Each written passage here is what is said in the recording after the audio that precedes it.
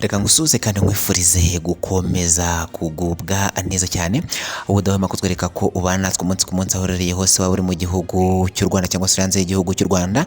Reka tukwifurize gukomeza kugubwa neza, nanone reka tubone kuguha ikaze muri iyi nkuru ya none nshuti mukundwa. Rero nyemera turebere hamwe izi breaking news n'amakuru akomeje kugenda agarukwaho mu karere ka Rulindo. Ni inkuru y'incamugongo aho haje kuba habera impanuka, ndetse iyi mpanuka ikaba ihitanye ubuzima bw'abantu.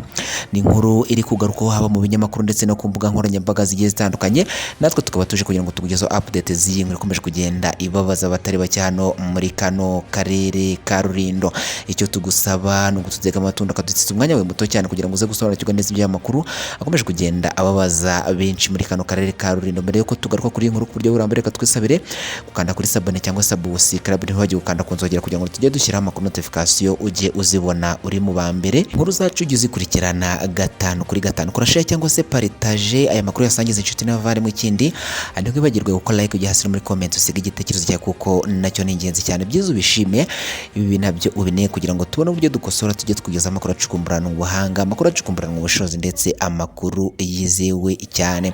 Nkuko bikomeje kugenda bigaruko, ni inkuru iri kubabaza abatari bakeya mu karere ka Rulindo, aho impanuka y'imodoka ije kuba, ndetse iyi mpanuka ikaba ihitanye ubuzima bw'abantu. Nkuko bikomeje kugenda bigarukaho ahagana saa 10:30 cyangwa se saa 10 n'igice zo ku mugoroba kuri uyu wa kane tariki ya 11 Nyakanga umwaka wa 2024 nibwo mu mudugudu wa Mugende, akagari ka Gitare, umurenge wa Base, akarere ka Rulindo, habereye impanuka ikomeye aho imodoka y'ivatiri Toyota Corolla ifite plaque RAB 050R yavaga mu karere ka Gicumbi yerekeza kuri Base mu karere ka Rulindo, ikaba yaje kugonga ipoto y'amashanyarazi nayo igahita igwira umuturage wagendaga n'amaguru, ndetse uyu muturage bikaba bivugwa ko yahise ahasiga ubuzima.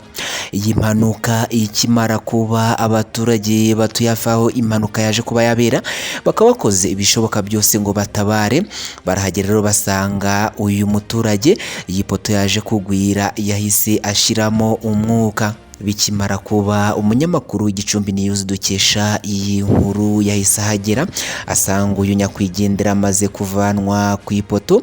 Gusa abaturage bari bumijwe n'iyi mpanuka kuko nta kwezi kwari gushize n'ubundi habereye indi mpanuka nayo yatwaye ubuzima bw'umuntu. Iyi mpanuka ahantu yaje kuba yabera hakaba hakomeje kugenda hashyirwa mu majwi ko hashobora kuba hari umudayimoni, ndetse uyu mudayimoni akaba ari umudayimoni w'umusinzi. Ngo iyo umushoferi ahageze akajya kumukatira birangira imodoka irenze umuhanda cyangwa se ikaba yakora impanuka mu bundi buryo. Aya akaba ari amwe mu makuru rero yaje kuba yatangwa na bamwe mu bashoferi bakoresha uyu muhanda. Iyi nkuru rero bikomeje kugenda igarukaho cyane mu binyamakuru ndetse no ku mbuga nkoranyambaga zigiye zitandukanye, ndetse batanga ibitekerezo bigiye bitandukanye bavuga ko aha hantu hashobora kuba haba umudayimoni. Umwe mu bari aho byabereye yabwiye itangazamakuru ati, narindi hariya hakurya mbona ipoto iraguye, tuhageze dusanga uwo muntu yamaze gupfa, yafashwe ku ipoto. Mbese uyu muntu apfuye urupfu rubabaje, gusa nitwumva ukuntu aha hamaze kubera impanuka mu gihe kitarenze ukwezi kandi ari umuhanda mwiza.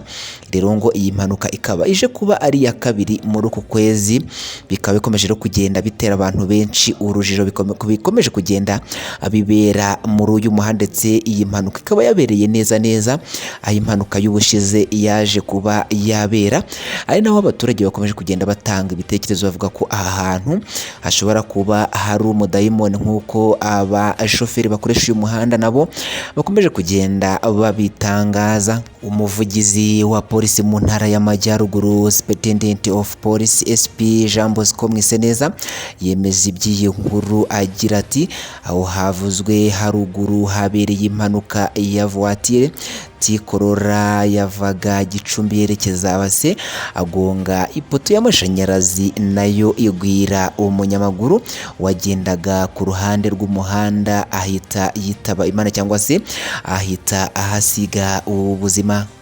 Mu modoka harimo umugenzi wakomeretse byoroheje ajyanwa ku kigo nderabuzima cya Bushongi, umurambo ukaba wahise ujyanwa mu buruhukiro bw'ibitaro bya Nemba kugira ngo habe hakorwa isuzuma, habe hamenyekana neza icyaba cyaje kuba cyahitana uyu mugenzi wari urimo arigendera n'amaguru bikarangira imodoka ikoze impanuka ikagonga ipoto, ubundi iyi poto nayo ikaza kuza guhita imugwira, aribwo byaje kuba byaba intandaro y'urupfu rw'uyu mugenzi.